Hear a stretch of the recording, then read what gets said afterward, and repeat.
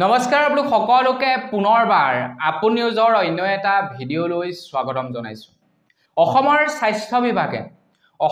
স্বাস্থ্য বিভাগৰ তৰফৰ পৰা অসমৰ দুখীয়া মানুহৰ মূৰত দিলে এটা ডাঙৰ ৰামটাঙোন।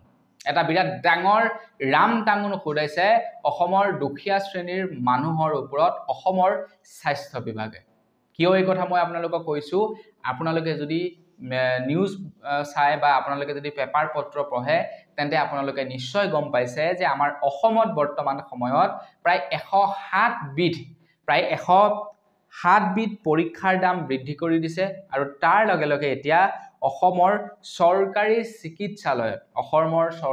চিকিৎসালয়ত এতিয়া চিকিৎসা কৰাটো অকণমান ব্যয়বহুল হ'ব। এতিয়া আমাৰ সৰ্বসাধাৰণ মানুহে চৰকাৰী চিকিৎসালয়ত কি কাৰণে যায়? কাৰণ চৰকাৰী চিকিৎসালয়ত আপোনাৰ ফ্ৰীতে সকলোবিলাক হৈ যায়।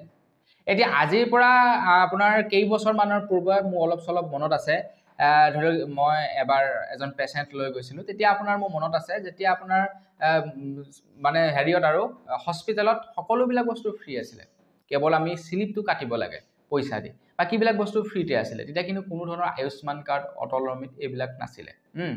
কিন্তু এতিয়া মানে ৰিসেন্টলি মই হস্পিটেলত গৈ দেখা পালো যে সকলোবিলাক বস্তু ফ্ৰী, কিন্তু আপোনাৰ আয়ুষ্মান কাৰ্ড থাকিব লাগিব। আপুনি 24 ঘণ্টা চিকিৎসালয়ত ভৰ্তি হ'ব লাগিব। যদি আয়ুষ্মান কাৰ্ড নাথাকে তেন্তে আপোনালোকে সকলোবিলাক পইচা দিয়ে কৰিব লাগিব। মানে যেনে ধৰি লওক সকলো মানে কি আৰু টেষ্টৰ কথা কৈছো, টেষ্টৰ কথা ক'লো বা বেড চাৰ্জ ক'লো, তো সকলোবিলাক আপোনালোকে পইচা ভৰিব লাগে না। টেষ্টত কিন্তু আপোনাৰ প্ৰায় প্ৰাইভেটৰ সমানেই লয়, কিন্তু আপোনাৰ সেই বেড চাৰ্জ কিবা কিবি বাৰু অকণমান কম হয়। বাকি যি কি নহওক, আজিৰ এই ভিডিঅ'টোত আপোনালোকক মই জনাম যে কি বস্তুতনো দাম বৃদ্ধি কৰিছে অসম চৰকাৰে, অসমৰ স্বাস্থ্য বিভাগে ক'ত কিমান কি দাম বৃদ্ধি কৰিছে তাৰ ওপৰত জনাম। এতিয়া সকলোবিলাকতো ক'ব নোৱাৰি, প্ৰায় 107 বিধ আপোনাৰ টেষ্টৰ দাম বৃদ্ধি কৰি দিছে, গোটেইখিনি কথাটো ক'ব নোৱাৰি, কিন্তু নৰ্মেলি আমাক যিকেইটা প্ৰয়োজন সেইকেইটাত কিমান দাম বৃদ্ধি হ'ল সেইকেইটাৰ বিষয়ে জনাম। তো বৰ্তমান ভিডিঅ'টো শেষলৈকে চাই থাকিব। মই শ্ৰীপাঞ্জিত গৈ আপোনালোকে চাই আছে আপোন নিউজ। আহক আৰম্ভ কৰোঁ আজিৰ ভিডিঅ'। আগবাইছো প্ৰথমটো দাম বঢ়া বস্তুৰ ফালে। এতিয়া চাওক, আমি যেতিয়া নেকি চৰকাৰী চিকিৎসালয় এখনলৈ যাওঁ তেতিয়া আমি যোৱাৰ লগে লগে প্ৰথমে কি কৰোঁ? প্ৰথমে আমি এখন ৰিচিপ্ট কাটো, নহয় জানো? তো এই ৰিচিপ্টখন আমি আগতে 10 টকাতে পাই যাওঁ, কিন্তু এতিয়া সেই ৰিচিপ্ট কাটিবৰ কাৰণে আমাক প্ৰয়োজন হ'ব কিমান? 20 টকাৰ আমাক এতিয়া সেই ৰিচিপ্টখন কাটিবৰ কাৰণে প্ৰয়োজন হ'ব। য'ত আপোনাৰ 10 টকা আছিলে এতিয়া 20 টকাৰ প্ৰয়োজন হ'ব। এয়াই হৈছে পৰিৱৰ্তন, এয়াই হৈছে ডাবল ইঞ্জিনৰ চৰকাৰ, এয়াই হৈছে বিজেপি চৰকাৰ। আপুনি যদি আগতে হস্পিটেলত ভৰ্তি হৈ থাকে তেন্তে প্ৰতিখন বেডৰ বাবে প্ৰতিদিনে আপোনালোকে 10 টকাকৈ চাৰ্জ দিব লাগে। যদি আপোনালোকৰ আয়ুষ্মান কাৰ্ড থাকে তেন্তে বাৰু আপোনালোকে চাৰ্জ দিব নালাগে, কিন্তু যদিহে আপোনালোকৰ আয়ুষ্মান কাৰ্ড নাথাকে তেন্তে কিন্তু আপোনালোকে 10 টকাকৈ প্ৰতিদিনে বেড চাৰ্জ দিব লাগে। এতিয়া সেইটো বৰ ডাঙৰ এমাউণ্ট যেন নালাগে, কিন্তু বন্ধু বান্ধৱীসকল এতিয়া কি কৰিছে, সেই 10 টকা যি নেকি বেড চাৰ্জ আছিলে সেই 10 টকাৰ পৰিৱৰ্তে এতিয়া 20 টকা কৰি দিছে। 10 টকাৰ জেগাত 20 টকা কৰি দিছে, মানে 100% দাম ইনক্ৰিজ কৰিছে। চাওক আপোনালোকে নিজে গম পালে, হয়নে নহয়? তো কিনো কম আৰু, ভাষাৰে ক'ব লগা নাই। এতিয়া আপোনালোকে যেতিয়াই নেকি চৰকাৰী হস্পিটেলত যায় তেতিয়া আপোনালোকে জেনেৰেল যিবিলাক নেকি বিচনা থাকে, তো সেই জেনেৰেল বিচনাবিলাকত নাথাকি আপোনালোকে প্ৰাইভেট কেবিন লৈও থাকিব পাৰে। আপোনালোকে প্ৰাইভেট কেবিনতো চিকিৎসা কৰিব পাৰে। এতিয়া প্ৰাইভেট কেবিনত যেনিবা আপোনালোকে পইচা দিব লাগে। এতিয়া প্ৰাইভেট কেবিনত আগতে দিব লাগিছিলে 1000 টকাকৈ, কিন্তু এতিয়া দিব লাগিব 1200 টকা। আগতে 1000 টকা দিব লাগিছিলে, এতিয়া 1200 টকা দিব লাগিব প্ৰাইভেট কেবিনত।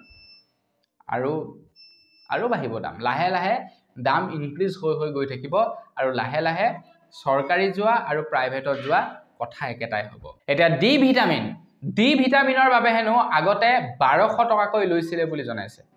এতিয়া ডি ভিটামিন একজেক্টলি কোনটো সময়ত কোনবিলাক ৰোগীক দিয়া হয় সেইটোৰ বিষয়ে মই বিশেষ জ্ঞাত নহয়, কিন্তু খবৰ লোৱা অনুসৰি আগতে ডি ভিটামিন 1200 টকাতে দিয়া হৈছিলে, কিন্তু এতিয়া ডি ভিটামিনৰ বাবে 1500 টকা চাৰ্জ কৰিব অসম চৰকাৰে।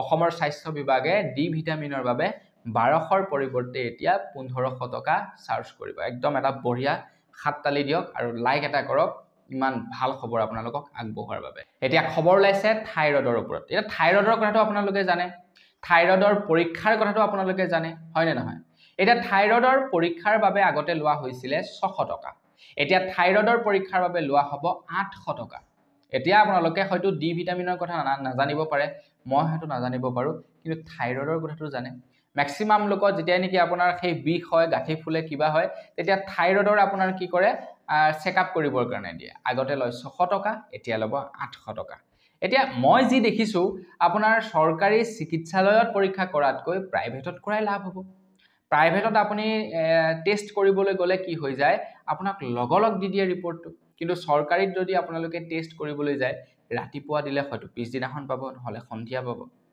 তো সেই হিচাপত চাবলৈ গলে প্ৰাইভেটত এতিয়া কৰাই লাভ হ'ব চিকিৎসাটো দৰকাৰ হলে চৰকাৰীত কৰক আপোনালোকে টেষ্টটো প্ৰাইভেটতে কৰাই ভাল আগতে ইউৰিন পৰীক্ষাৰ বাবে লোৱা হৈছিল 75 টকা ইউৰিনৰ প্ৰটিন পৰীক্ষাৰ বাবে লোৱা হৈছিল 75 টকা কিন্তু এতিয়া 75 টকাৰ পৰিৱৰ্তে 150 টকা লব ইউৰিন টেষ্ট কৰিবৰ কাৰণে ইউৰিন টেষ্ট যেটা নেকি আপোনাৰ পেছাবৰ ইনফেকচন হয় বা কিডনিৰ যেতিয়া কিবা কিবি এবিলাক মানুহতে ভিতৰুৱা যি বেমাৰ আজাৰ আছে সেইবিলাক চেক কৰিবৰ কাৰণে ইউৰিন টেষ্ট কৰা হয় আগতে 75 টকা লৈছিল এতিয়া 150 টকা মানে 100% দাম বৃদ্ধি হৈছে ইয়াৰ পাছৰ যেটো নেকি টেষ্ট হেতু প্ৰায় সময়তে আমি কৰা দেখিবলৈ যাওঁ এলএফটি আপোনালোকে যেতিয়া নেকি কৰবাত যায় ডক্টৰক দেখাবৰ কাৰণে যদি আপোনাৰ কয় যে মই এনেকা বেমাৰ হৈছে প্ৰায় সময়ত এলএফটি নামৰ এটা টেষ্ট কৰিবলৈ দিয়ে এলএফটি বুলি কয় নেকি লিভাৰ ফাংচন টেষ্ট এটা লিভাৰ ফাংচন টেষ্ট কৰিবৰ কাৰণে আপোনাৰ আগতে 40 টকা লৈছিল সৰি আপোনাৰ এলএফটি নহয় এএলটি কৰিবৰ কাৰণে আগতে 40 টকা লৈছিল চৰকাৰী চিকিৎসালয়ত